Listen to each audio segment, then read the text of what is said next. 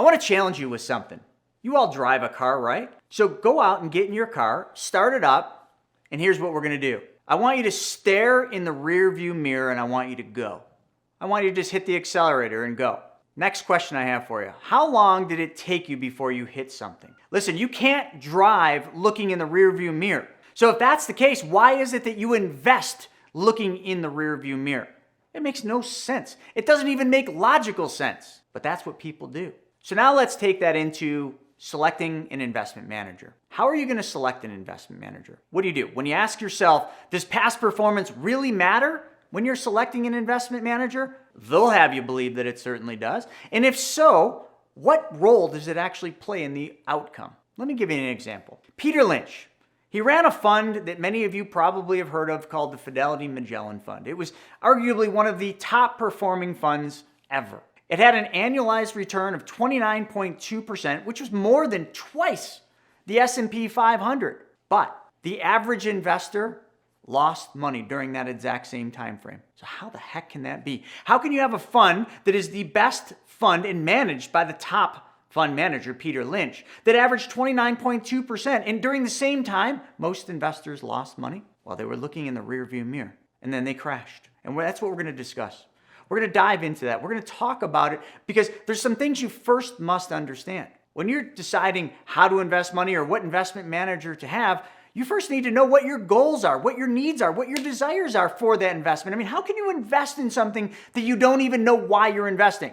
Everybody tells me the same stupid thing. So please don't ever say this to me. Oh, I invest because I want to make money. You idiot. Everybody wants to make money. That's an emotional decision. How much money do you want to make? Do you understand what your risk return profile is? Like, what is your risk return tolerance? How much risk are you willing to take on for a desired return? Do you even know what the return is? Or are you just one of them idiots that says, I just want to make money. You know what? If you say that to me, I'm going to say one thing. You're going to lose it all.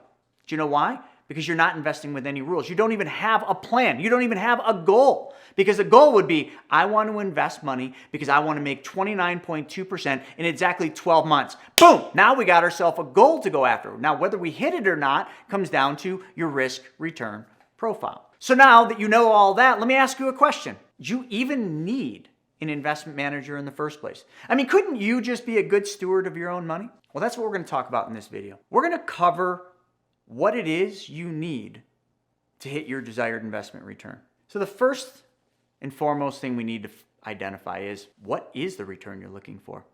Seriously, like when you invest, you're not just investing to make money. That might be the overarching goal, but that's not the goal itself. Your goal should be, I need to make 7% a year or 10% a year or whatever your return goal is. But you need to identify that. But the other thing you need to do is once you identify what the return is, when you hit it, you got to lock it in. When people invest, buying is the easiest part of investing because it's emotion.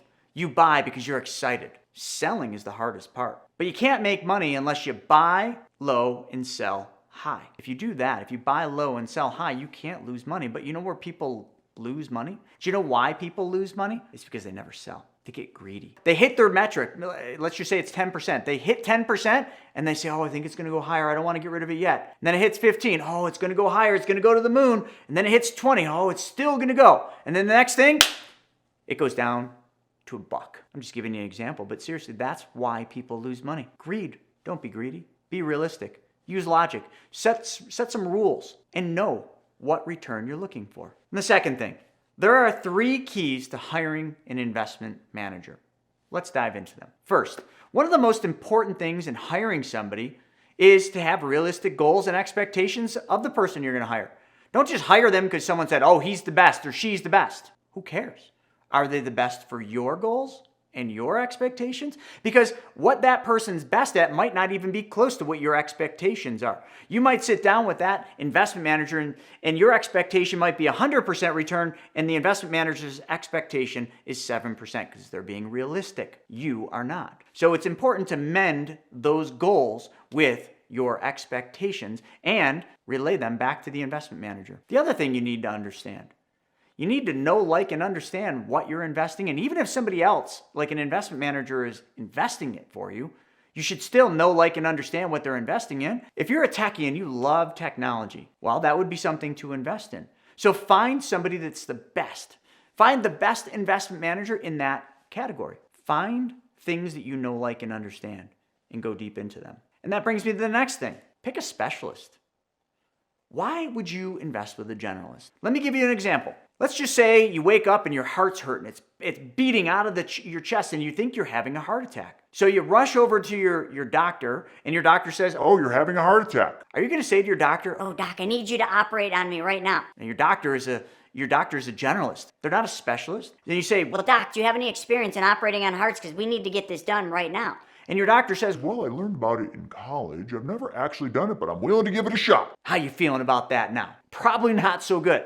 So, doc, you've never done this before. You learned about it in college, and you're going to experiment with me, and I'm your guinea pig, right? And the doc says, Well, sort of, but I think I can pull it off. is that who you want doing your heart surgery? No. You want to go out and you want to find a heart specialist that has done thousands of heart surgeries, that has fixed thousands of the exact same problem that you have. So when you sit down with that specialist and you say, Hey, how many times have you done this? I lost track. It's got to be 1,000. And out of the 1,000 times you've done that, what's your success rate?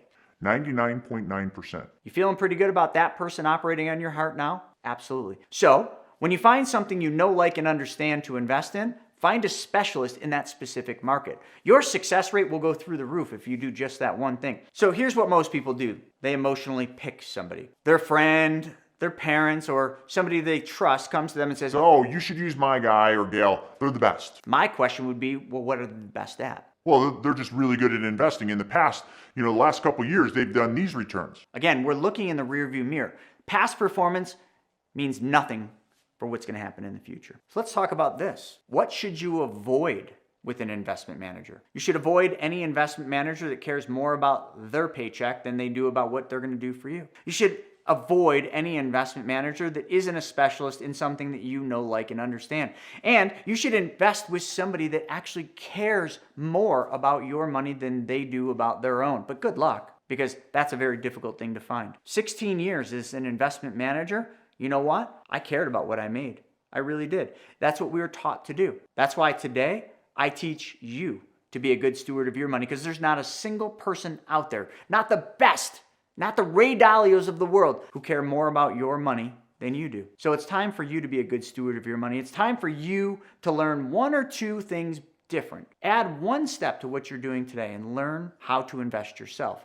But you don't need to invest in everything. Find the one thing, or maybe two things, that you know, like, and understand, and go deep into them. You'll make a lot more money, you'll care a lot better, and you'll follow the rules, because an investment manager isn't going to know when to sell your investments. Even if you tell them, they're managing hundreds, if not thousands, of people's money. So let me ask you again, who do you want as an investment manager? I'm going to tell you, the best bet you got is staring right back at you in the mirror. I'm Chris Naugle.